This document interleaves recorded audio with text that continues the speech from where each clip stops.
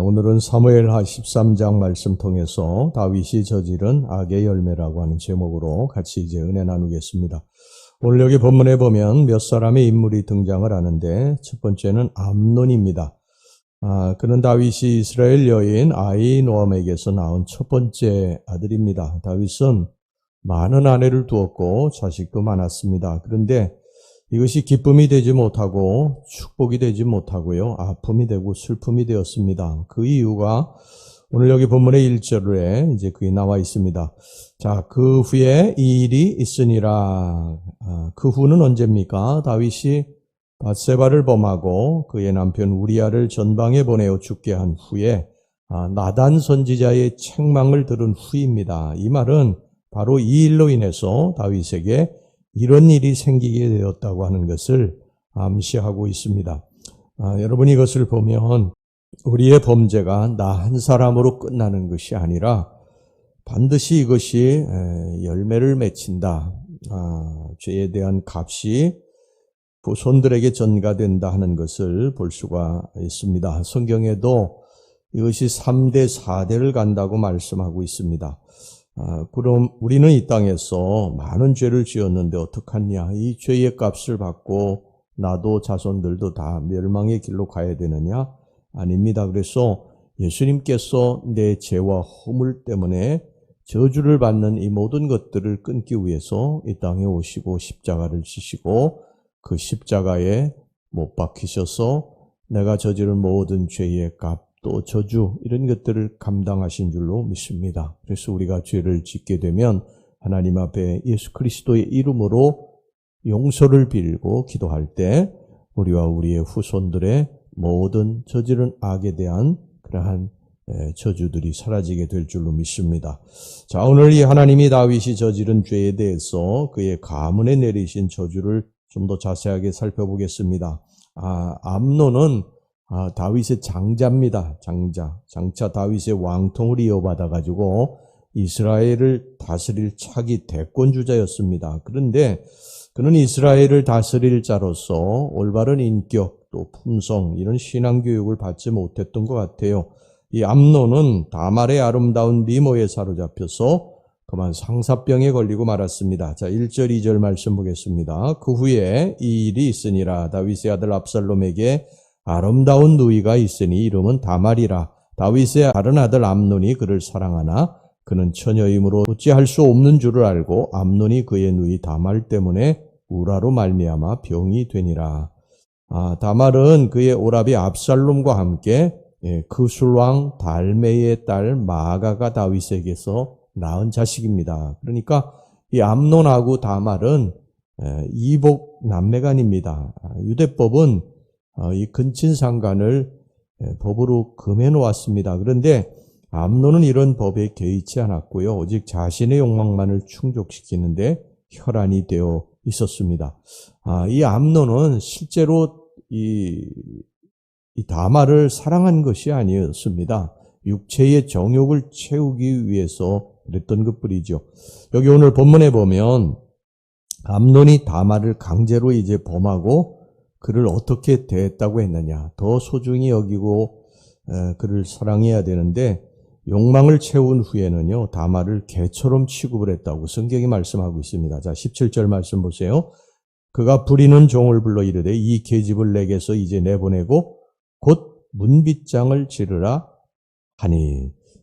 그렇게 사랑한다고 해놓고 이제 자기의 육체의 욕망을 채운 후에는 이 다말을 계집이라고 말하며 하인을 시켜서 내쫓고 있는 것입니다.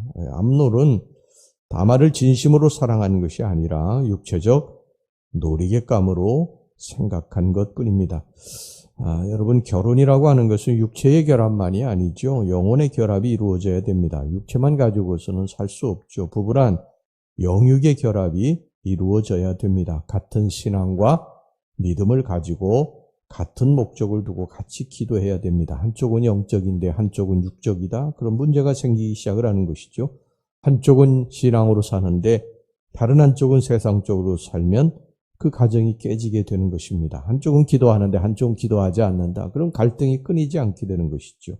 육체로 만난 부부는 오래가지 못해요. 그래서 반드시 영적으로 서로 결합되어야 하는 것입니다.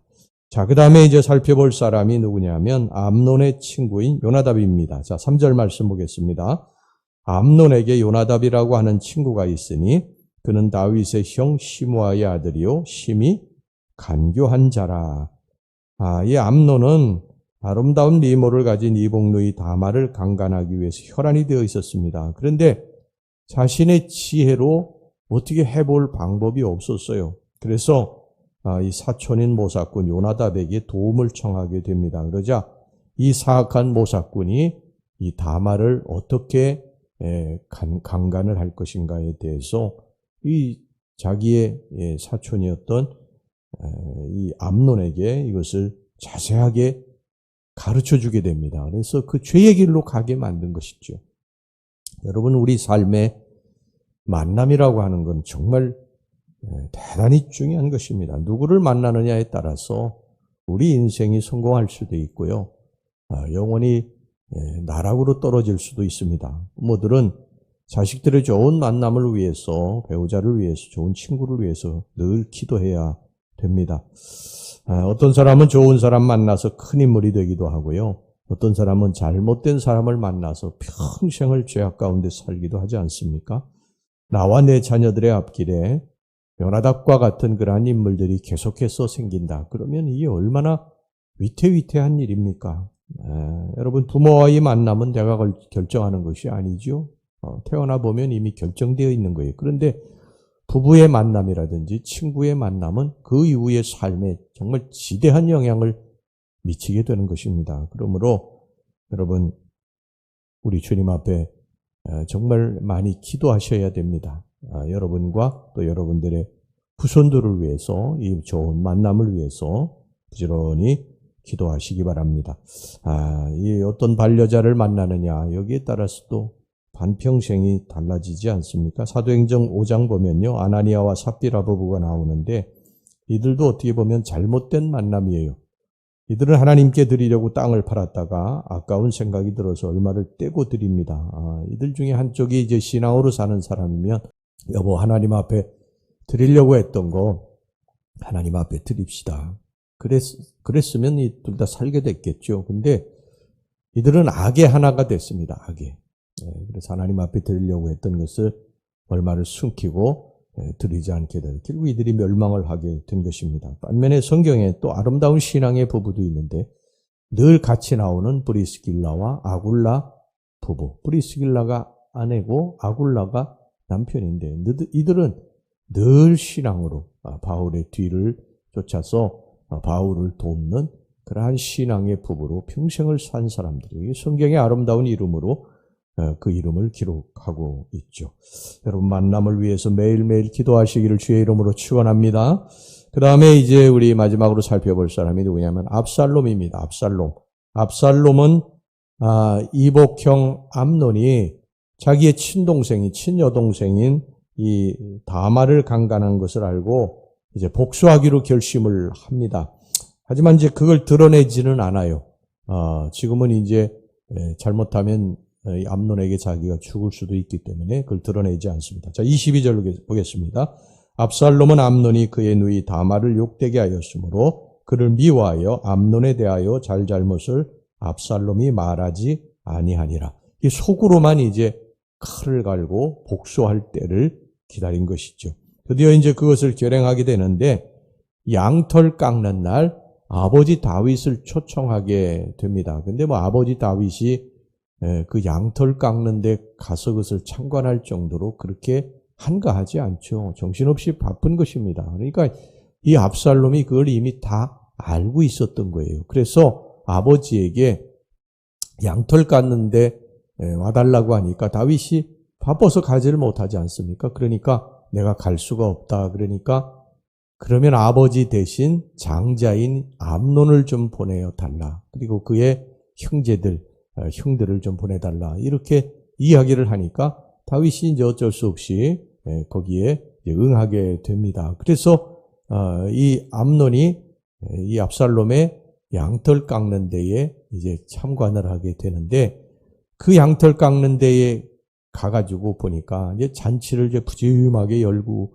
이게 다 이제 계략을 꾸민 것이죠. 그래서 거기에서 이 암논에게 술을 잔뜩 먹이게 됩니다. 그래서 술에 취한 이 암논을 압살롬이 그의 부하들을 시켜서 살해하게 되지요. 동생을 강제로 강간하고 막대한 암논이에요. 물론 이제 뭐 그럴 수도 있겠다, 그럴 만하겠다 그러지만 성경은 우리들에게 늘 복수는 우리가 직접 해서는 안 된다. 반드시 하나님께 그것을 맡겨야 된다. 이렇게 말씀을 하고 있지 않습니까? 여러분, 우리가 살다가 미운 사람이 생겼을 때에, 살다 보면 사람들과의 관계 속에서 미운 사람들이 생기죠. 그때에 우리가 우리 스스로 복수하려고 하지 말고 하나님 앞에 맡기면 하나님이 대신 복수해 주시는 것을 여러분 믿으시기를 바랍니다. 자, 오늘은 이제 다윗의 주변에 다윗의 자식을 포함해 가지고 몇 사람을 이제 살펴보았습니다. 나도 모르게 뿌리는 이 악의 씨앗이 얼마나 무서운 일인지 여러분 기억하고 정말 우리가 하나님 앞에 옷깃을 여미고요. 좋은 씨앗을 뿌리고 살아가야 할 줄로 믿습니다. 기도하겠습니다. 하나님 아버지, 우리가 오늘도 어떤 씨를 뿌리고 살아가고 있습니까? 이 씨앗들이 나중에 세월이 흘러서 어떤 열매를 맺을지 지금은 당장 알 수가 없습니다.